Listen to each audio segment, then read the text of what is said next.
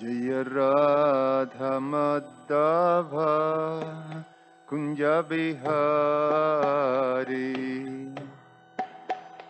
Madhava Kunja Bihari Jaya Radha Madhava Kunja Bihari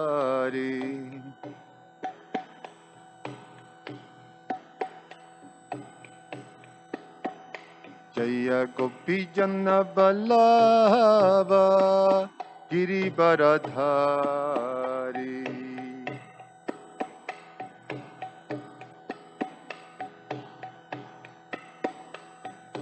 Gopi Jana Vallabha Girivaradhari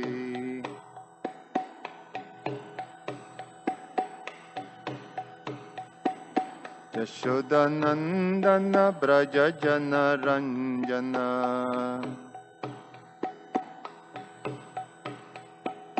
Yashodanandana Braja Jana Ranjana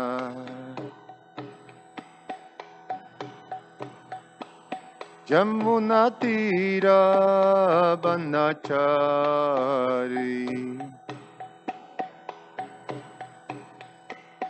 Jamuna Tira Banachari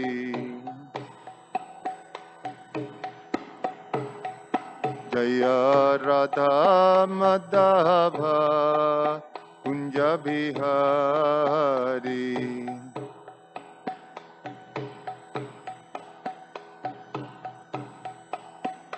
Jaya Radha Madhava Kunja Bihari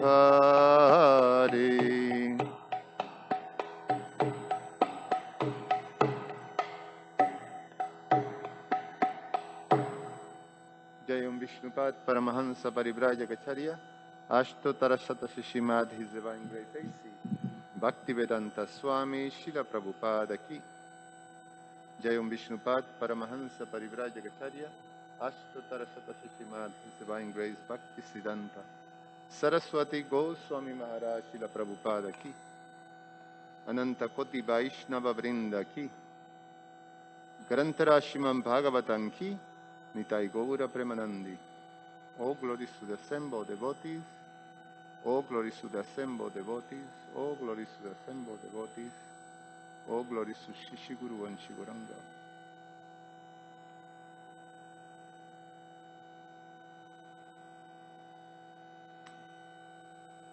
Om Namo Bhagavate Vasudevaya. Om Namo Bhagavate Vasudevaya. Om Namo Bhagavate Vasudevaya.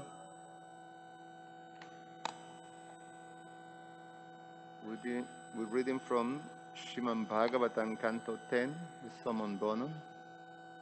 Text number 44, the killing of Kamsa. What is it? Chapter 44, the killing of Kamsa. Text number 38.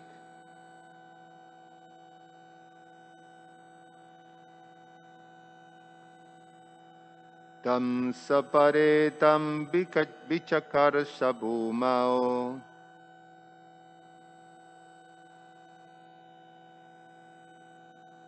Tam sampare tam vichakar sabhumao.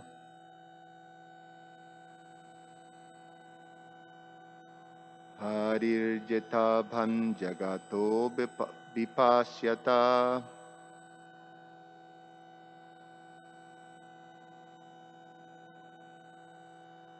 Harir jate bham jagato vipasyata.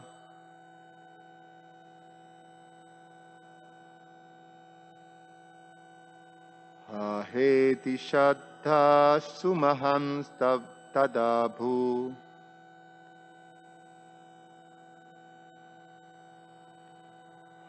Heti shabdha sumaham tadabhu.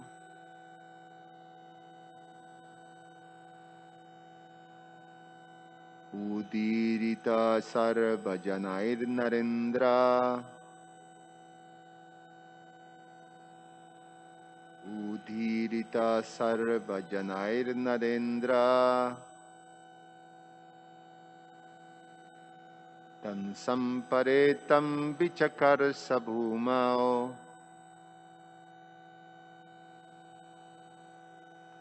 Harirjathavam jagato vipashyata.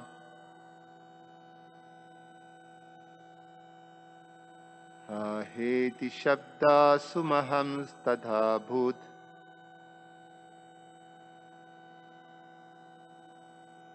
Udhirita sarvajanair narendra. Tam samparetam vichakar sabhumau.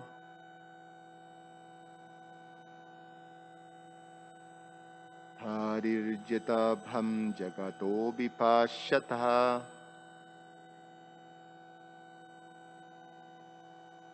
Heti shabda sumaham stadha bhut. Udirita sarvajanair narendra. Christian.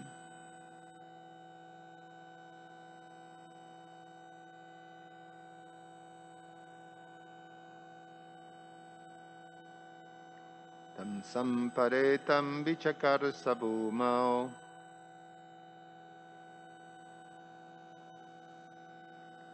Tadi jagato vipashyata.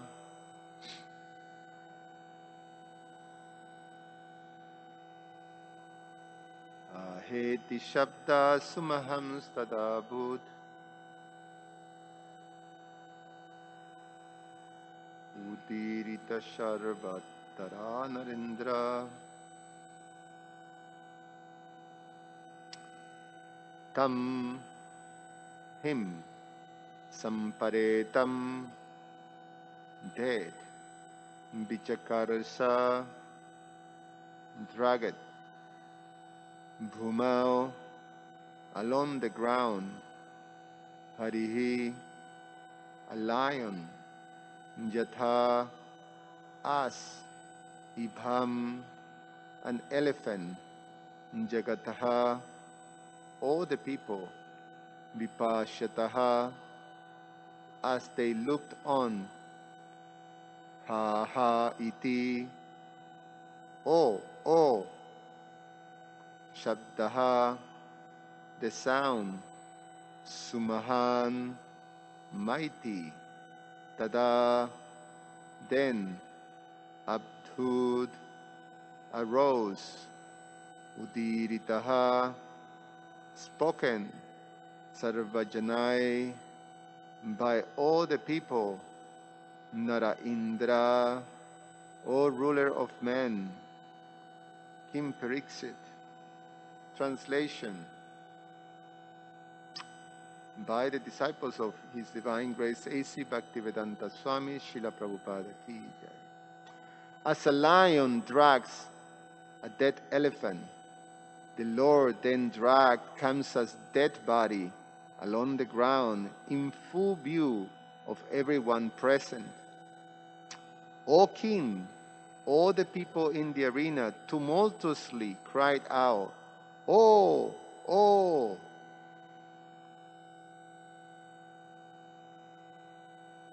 Purport. Srila Vishwanath Chakravarti explains that many people in the audience thought Kansa had simply been knocked unconscious when thrown from the lofty dais. Therefore, Lord Krishna dragged his corpse so everyone will realize that the evil king was indeed dead. Thus the exclamation, "Ha, ha," indicates how surprised the people were that the king was suddenly dead and gone. The audience astonishment is also mentioned in the Vishnu Purana. Tato ha ha kritam sarvam asittat rangamandalam avagyaya hatam drishtva Krishnena Matureshwaram. Quote, the entire arena became filled with cries of astonishment as the people saw that the master of Mathura has been contemptuously killed by Krishna. End of quote. Om Jnana Timirandasya Jnananjana Shalakaya Chakshur Ummelitangyena Tasmai Sri Gurube Namaha Namo Om Vishnupadaya Krishna Prasaya Bhutale Shrimate Bhagavata Swami Iti Namine Namo Om Vishnupadaya Krishna Prasaya Bhutale Shrimate Bhaktivedanta Swami Iti Namine Namaste Saraswate Deve Gauravani Pracharine Nirveshesha Shunyavadi Pashatya Deshatarine Vanchakalpa Tarubhyasha Kripa Sindhubhya Evacha Patitanam Pavanebhyo Vaishnavebhyo Namo Namaha.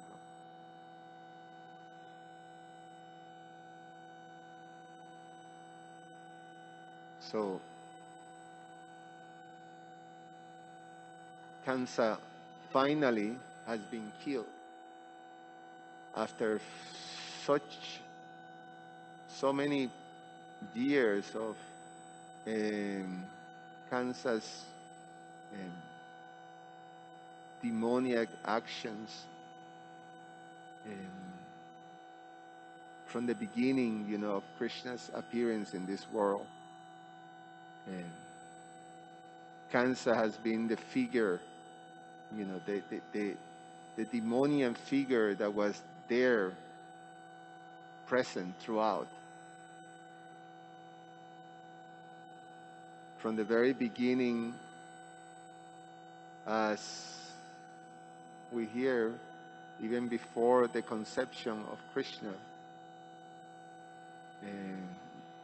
Vasudeva and Devaki, when they got married, and then Kansa driving the chariot with both of them, and then the voice in the sky who say, Kansa, you fool, the 8th child of Devaki will be the cause of your death.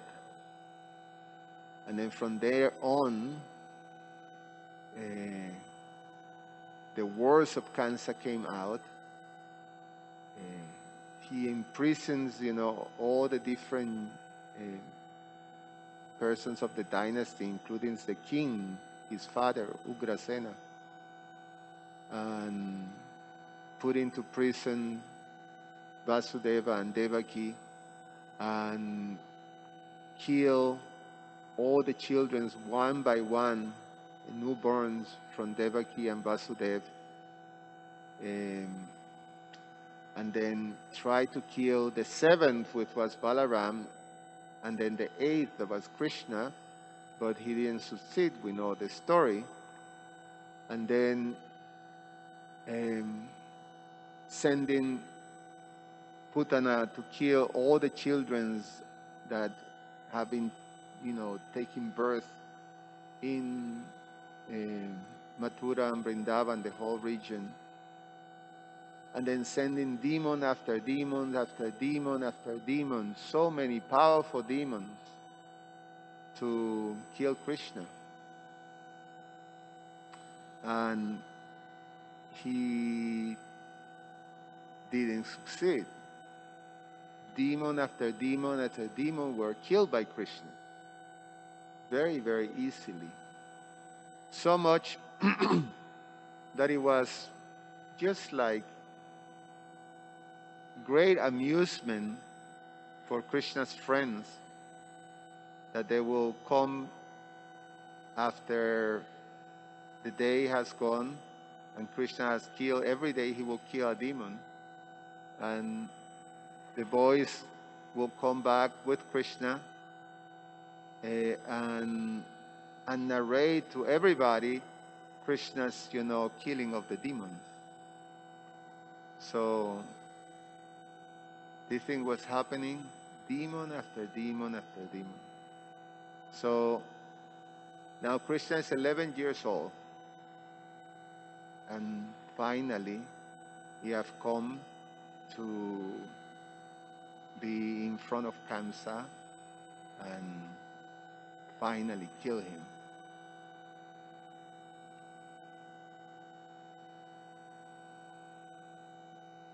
There was an instance in which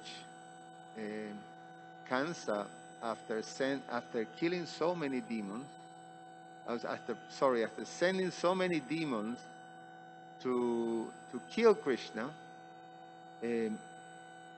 he decided to go to Vrindavan himself, because he's seeing that all these demons, all these powerful demons that he's sending, they're failing to kill this Krishna.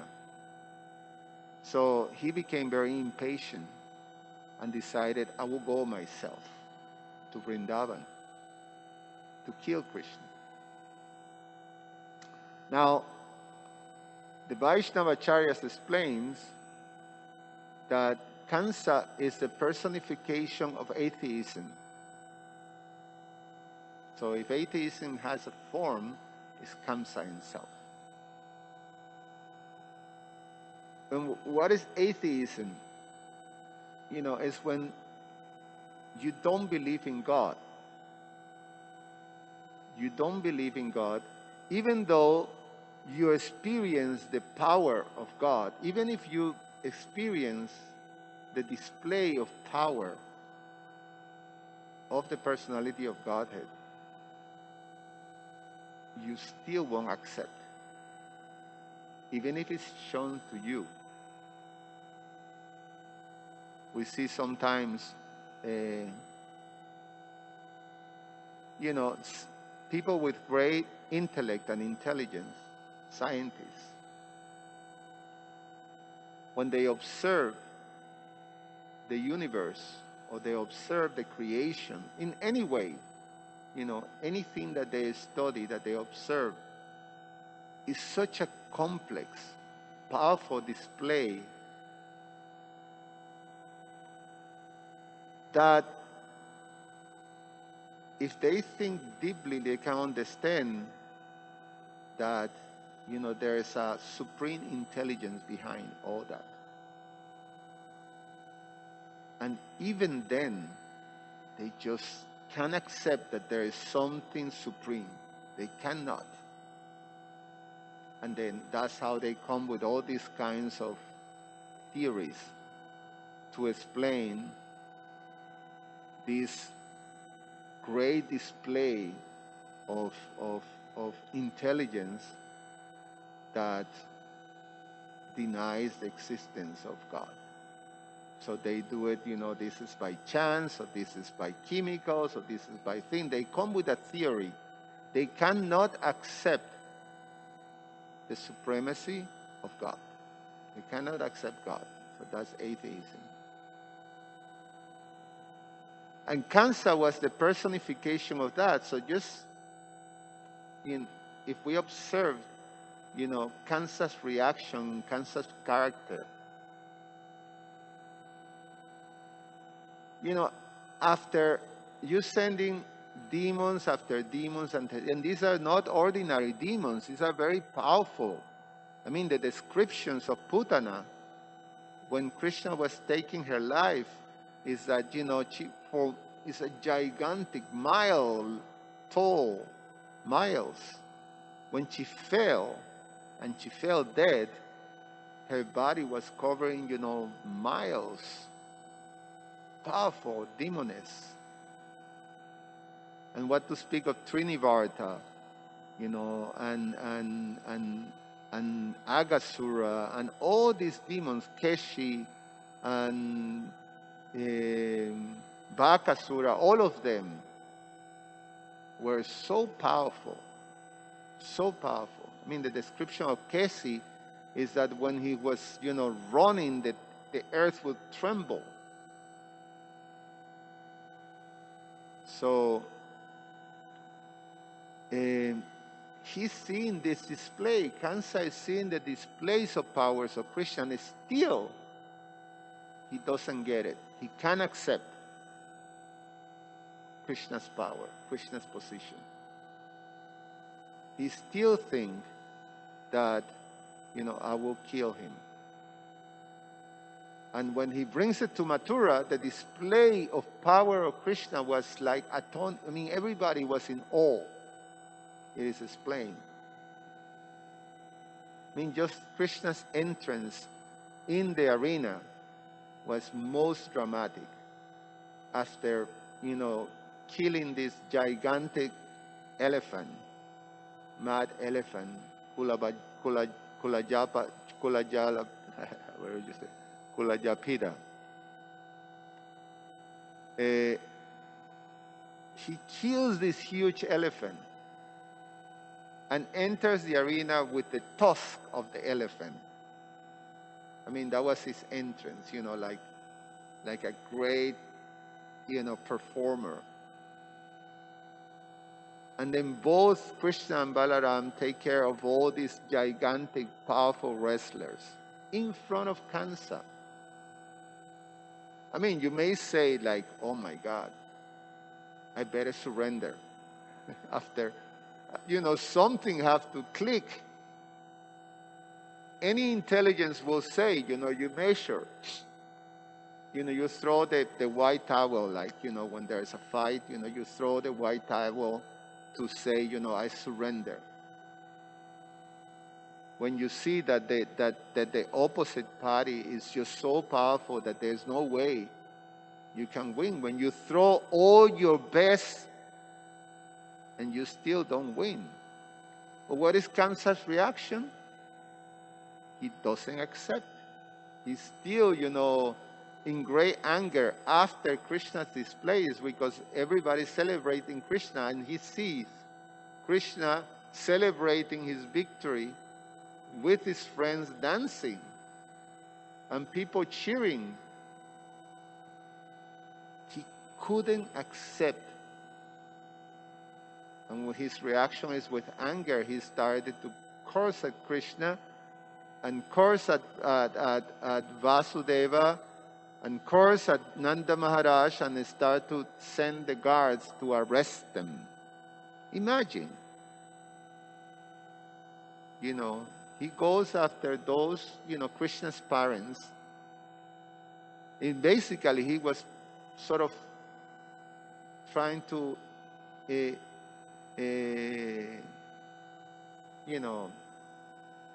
dismiss Krishna.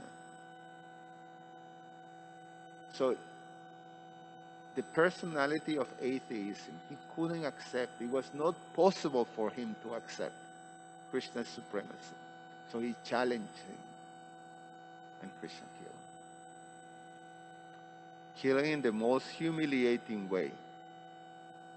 He jumps to the dice, grab him by the hair, and throw him into the arena, and then jump on top of him, and then with one mighty punch, he just finished him. And then it is said that, I'm going to read some of our Acharyas' comments, but it says that he dragged him. And Kansa his body was so powerful and so heavy and so strong that as he dragged, the earth just gave in, and then it became like a canal, So up to this day, there's a water canal that is where the body of Kansa was dragged. So Krishna dragged him like that.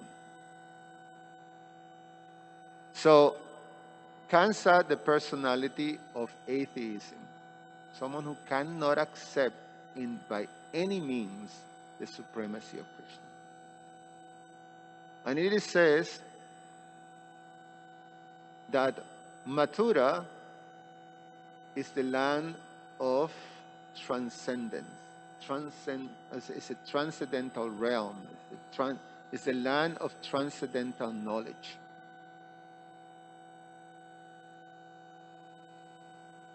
When you have the combination of an atheist ruling over transcendental knowledge, then Krishna won't stay there.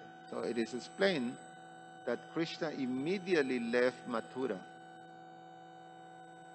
when he took birth and went to Vrindavan. Vrindavan is the land of bhakti, the land of faith. And so Krishna settles there with Nanda Maharaj and Yasoda Mai. And in the land of Vrindavan, no one can enter the land of Vrindavan unless you have this pure faith for Krishna. It's not possible. In Mathura, it is compared that when Kansa, atheism personified, is ruling over the land of transcendental knowledge, is like impersonalism. You know, impersonalism is someone who doesn't accept the supremacy of God combined with transcendental knowledge. So Krishna doesn't like that. So then Kansa, he decides, I'm going to go to Vrindavan and take care of business myself. You know, Kansa was the most powerful of all demons. That's why all these demons were forced to serve him. You have all this, you know, line of demons all serving him. But they were failing. So he decides, I'm taking care of business. I'm going to Vrindavan to kill Krishna myself. So off he goes. Proud, powerful, Kansa, with, you know, his armors and his weapons ready, with it, go to Vrindavan with the purpose of kill Krishna. And then when he enters Vrindavan, he's just about to enter Vrindavan. There's a place called Badikarashram in, you know, on the limits of Vrindavan. And when he was about to enter there, he sees that there is an old lady and some young cowherd girls just in the area. So he marches towards them and asks the old lady, where is the house of Nanda Maharaj? And then the old lady looks and says, oh, you want to go to the house of Nanda Maharaj? I'll show you. Now, this old lady is Purnamasi. And Purnamasi is the personification of Yoga Maya. No one can enter Vrindavan. Nothing can happen in Vrindavan without the permission and the management of Purnamasi. So, you want to go to Vrindavan? Do you want to enter Vrindavan and you want to go to the house of Nanda Maharaj? Okay, I help you. So she slapped him in the head, knocked his crown, grabbed him by the hair, Purnamasi, this old lady, and throw him in a pond. And then take him out of the pond, and when he take him out of the pond, Kansa has become this feeble old lady. You know, she couldn't stand straight. You know, and all wrinkled and, you know, and sort of, you know, standing like this. And, you know, poor Kamsa was all freaked out because, you know, how's he seeing himself like this? And then Purnamasi say to the girls, take this old lady, you know, and give him some service, and then you can take him to Nanda Maharaj's house. But make him do some service. And then the girls just look at this old lady that was, you know, couldn't even stand, and sort of freaked out in one sense. And then they say, but look at her. She can't do anything. And then, no, just find some small service for her. So they decided, okay, I guess she can make, cow dung patties. And you know that the Brijavasis, they do the cow dung patties. And there's so many cows in Vrindavan, so there's plenty of cow dung. And so you have to make these patties, and then you put it in the wall, and then they get baked by the sun. So they try to show Kamsa how to make dung patties, but he was so useless at this that he couldn't get it. He couldn't learn how to do cow dung patties. So when he make it, it was so, bad that it will drip all out, and then when he's going to put it in the wall, the whole thing was not there. So, the girls was laughing at this guy, and Kamsa was freaking out. No, please help, let me out of here. And Purnamasi, okay, grab him by the hair, throw him, in the pond, and then he came out as Kamsa and run for his life out of Vrindavan. He will take a vow that he will come back, but, obviously, he was humiliated in that way. So in one sense, one can think, how is it possible? What is it? What is this quality that even when it's displayed in front of you, the power and the superiority of someone, and you are so envious that you can't accept. You can't accept, that. So, especially when it comes to the personality of God, why you cannot accept God? And the Acharyas explain that the main quality, we say envy, but the main quality is pride. When pride is displayed, in full display, then you cannot accept someone above yourself. You think yourself, especially demons, powerful demons, they think themselves always that they are supreme. So this display of pride basically block the capacity to surrender. Because when you see the position that someone is much greater, then naturally, you should be able to surrender, to actually admit and then take shelter of that. But a person with these demoniac qualities cannot surrender, even when it's clear that for your advantage and for your welfare, you must surrender.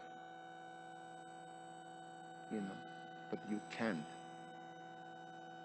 You take it to the end and you won't be able to surrender. So therefore, for the devotees, it's important to cultivate, because what is the opposite of surrender, of pride, is humility.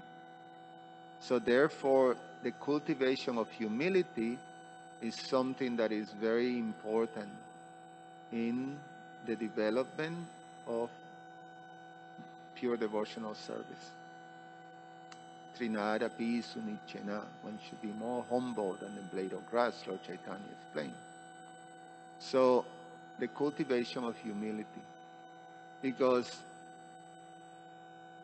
there is a natural part of the qualities of false ego, part of the things that, we bring, the unwanted things within the heart, among those is pride. And then every time pride comes out, it blocks our capacity to surrender.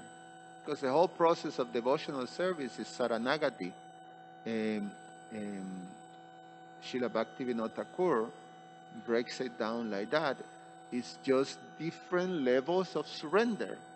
So, the whole path from, the very beginning of devotional service in a seed form all the way to the fully fructified prepare of bhakti with the fruit of prema, all the way is just a development of this principle of surrender, saranagati.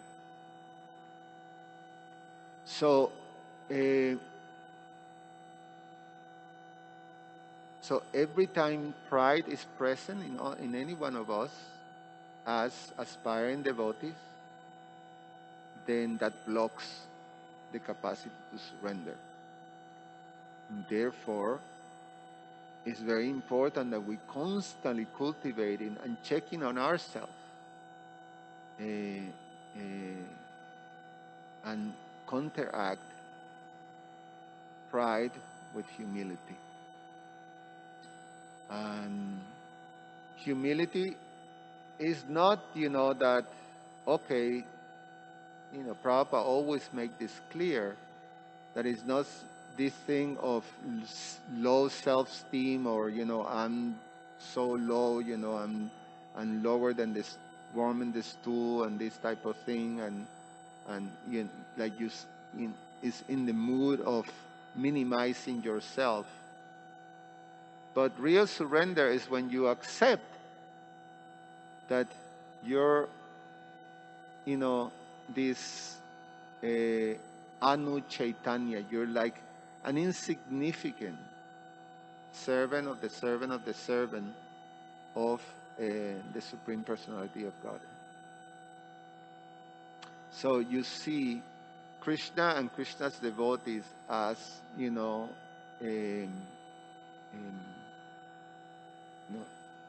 persons that you can actually take shelter of. So you see yourself like that, always as a servant.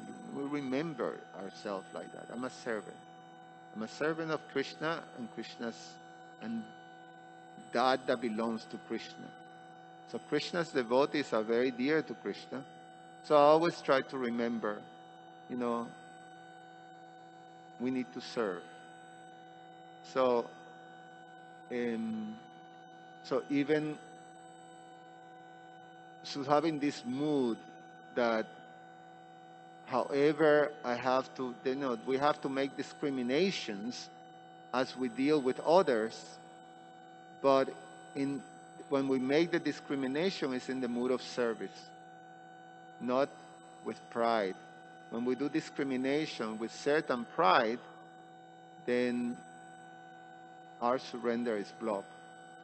We have to do our discrimination. When I say discrimination, is that, there's different levels and different classes of people, and accordingly you have to adjust. You have to make some discrimination. You cannot treat or relate to everybody in the same way.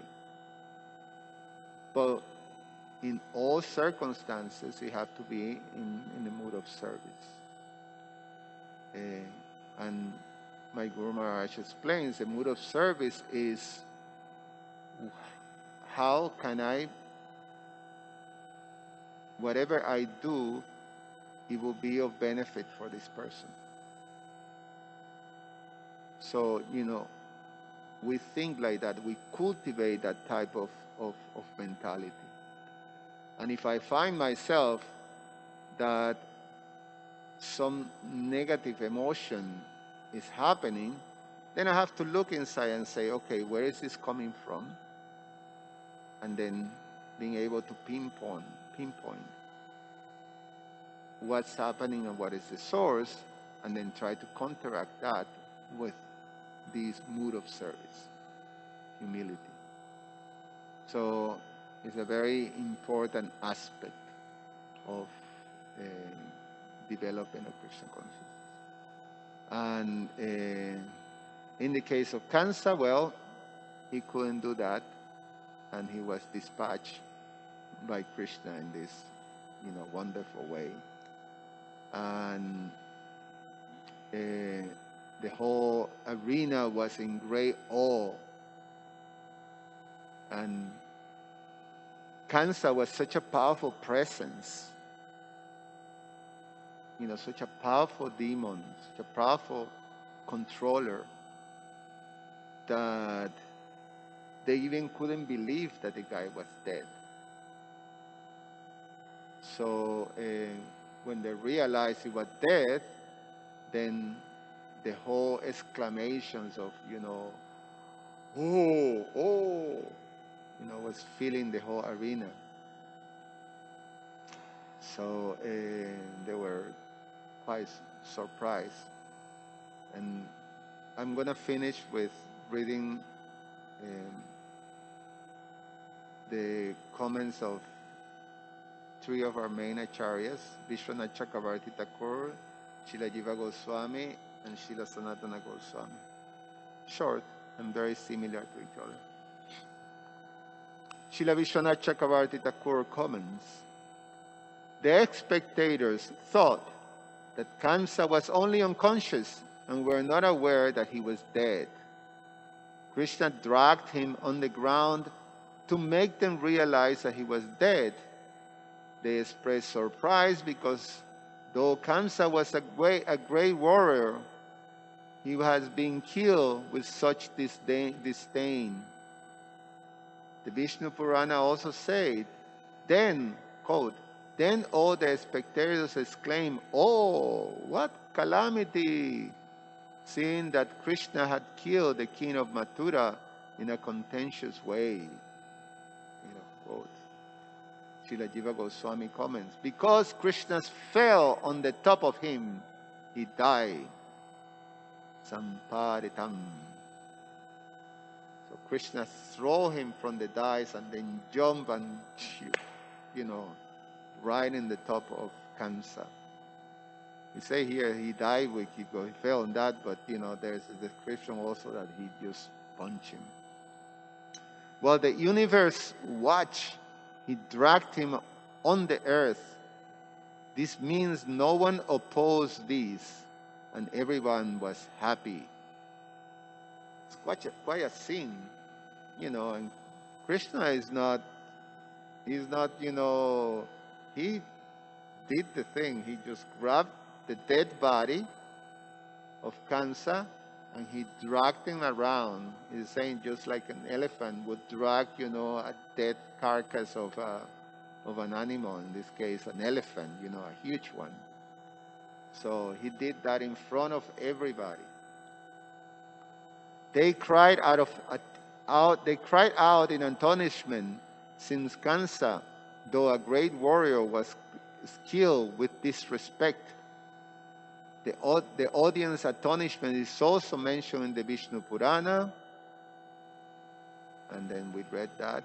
Then the entire arena became filled with cries of astonishment as the people saw that the master of Mathura has been contemptuously killed by Krishna. Now, it is said here that when Sukadev Goswami say, he at the end of the verse, he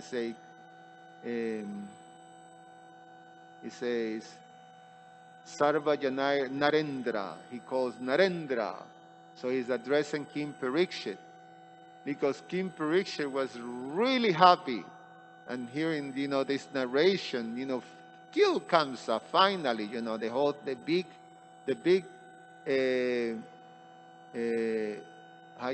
villain of the story has been killed finally. So he was feeling joy, King Parikshit. And, and Sukadev Goswami was, was also sort of feeling like that. So Srila Jiva Goswami says, Sukadev, full of joy, called out to Parikshit when he saw that he was always joyous. He was also joyous. Srila Sanatana Goswami comments, because Krishna fell on top of him, he died. To satisfy Vasudev and others, he dragged him on the earth. This produced a huge through. There's a verse.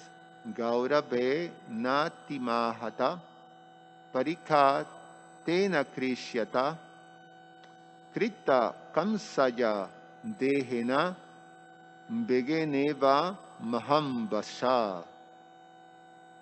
Quote, he dug out a huge trough of water by pulling Kamsa's body quickly.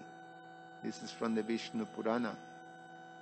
This is known as Kamsa's canal or Kamsa's river. This is near Brishanti Tirtha.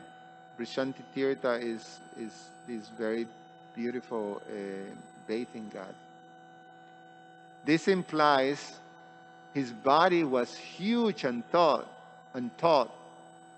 Roaring like a lion suggests that he pulled him easily with anger. Everybody saw this directly. No one has been able to stop him, though he was the wickedest person. The wickedest person. Now everyone was happy. They exclaimed with disrespect for the death of a huge demon.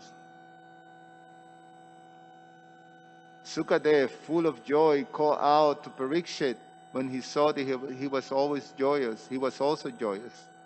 Or, since you are a king, you can understand this nature in people. Any comments or questions?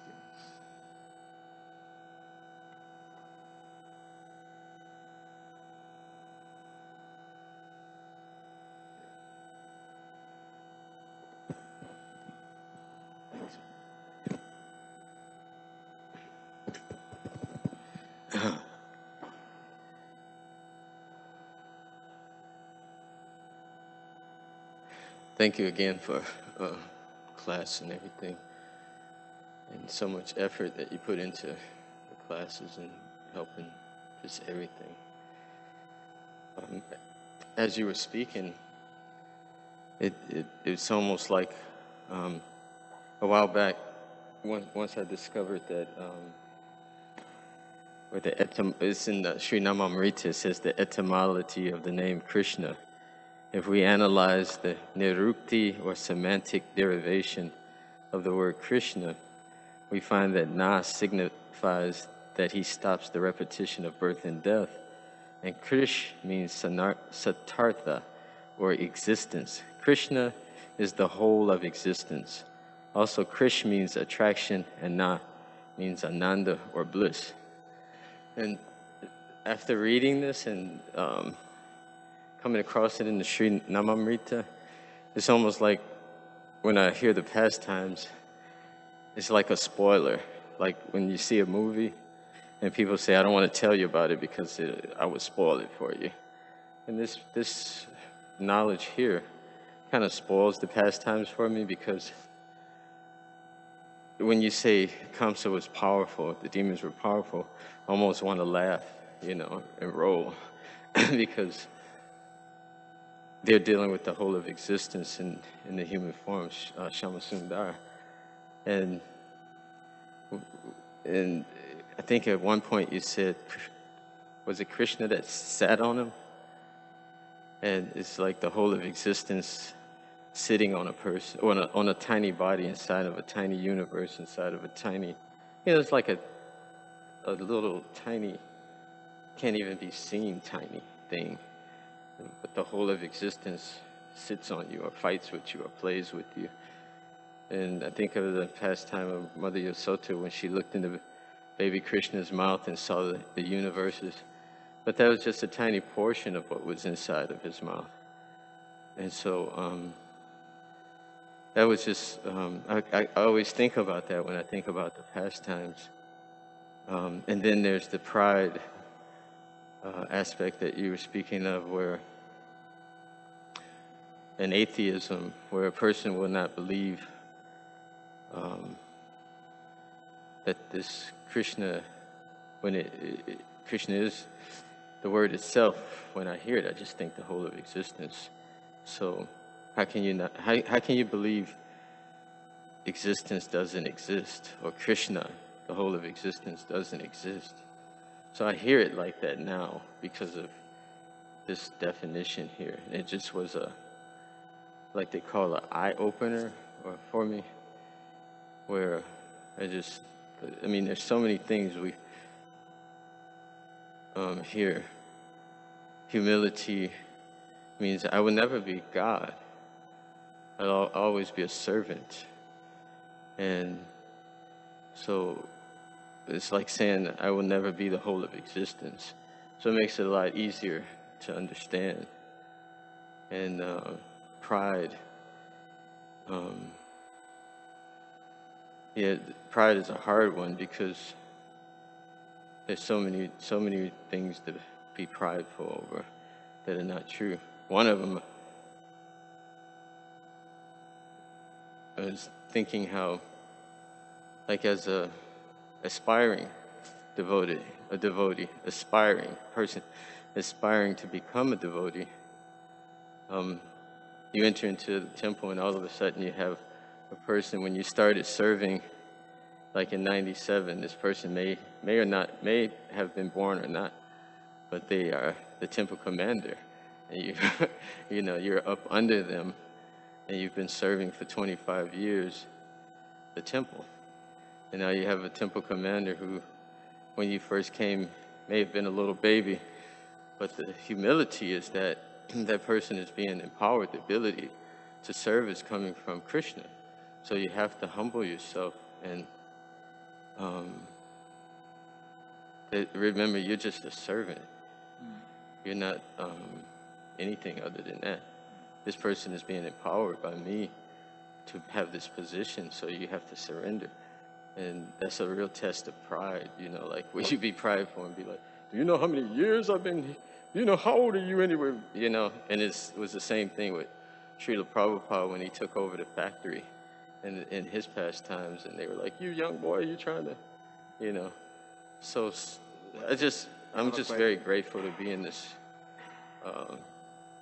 having this opportunity to serve. But I definitely don't feel like a devotee. Feel definitely aspiring, and I'm not even sure if I'm aspiring, to be honest. But because there's so much mercy that allows me to be in this position. That's a long comment. Huh? That's a long comment. Yeah, I really apologize, but thank you anyway. Thank you.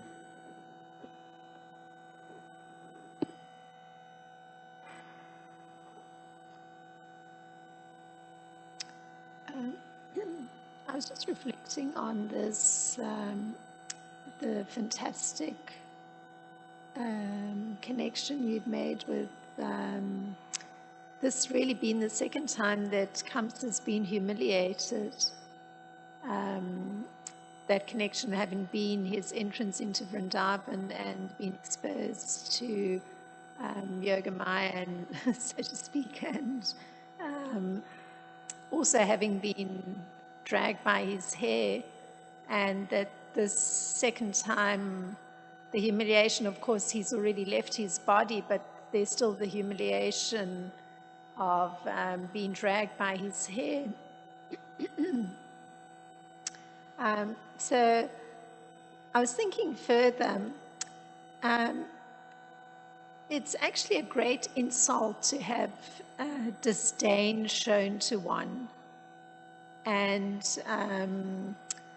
actually, Krishna and Balaram had that consistent disdain towards Kamsa, because when they entered Mathura, shortly thereafter, they broke the sacrificial bow, and then even though they had an invitation to come to the wrestling arena, they proceeded to go on a tour of the city to see the city sights.